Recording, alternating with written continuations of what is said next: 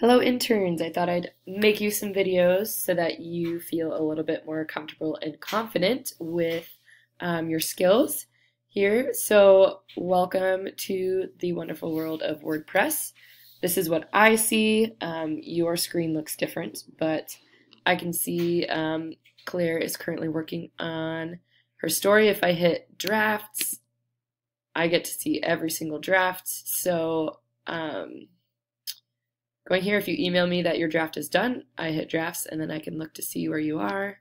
And I can automatically tell, even before clicking on your story, if you have tagged, categorized, and titled your story. So that's what my screen looks like. And we're going to add a new post, and I'm going to go through kind of some of the preliminary formatting stuff for you. So hit add new, and then you're going to type in your title.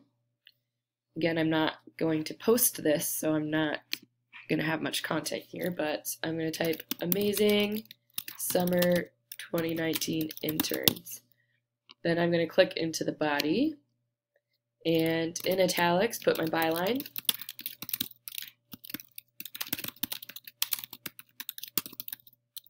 Period. Don't forget that. Otherwise, when this posts, your byline will look like it's the first line of the story, and it'll run into the words. It'll look jumbled. So I go return, and then this year, Swimming World hired 20 interns to cover stories and blah, blah. Okay. And then that's where you will put your, put your disclaimer at the bottom. I know it looks funny, but you do not need to do 2 spaces here because WordPress automatically puts 2 spaces. So just 1 space and then start your next sentence, period. So just 1 paragraph space between here and your byline and your commentary disclaimer. I promise it looks better when you have photos inserted. All right, so you'll see a permalink popped up.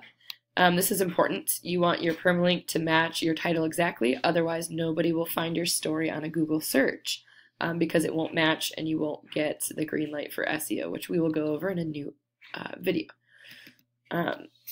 So let's say you decided to change your title. That means you must change your permalink as well. So title, let's change this to Swimming World Summer 2019 Interns. Excuse me. Notice that it does not change the permalink automatically, so you're going to copy, edit, paste, hit OK. You don't need to do anything else to edit that. It'll save automatically how we need it to. Notice down here it says word count, so you can check your word count. We want between 600 and 800 words, nothing below 600, but if we go above 800, that's okay. If you go above 1500, we might need to edit a little bit.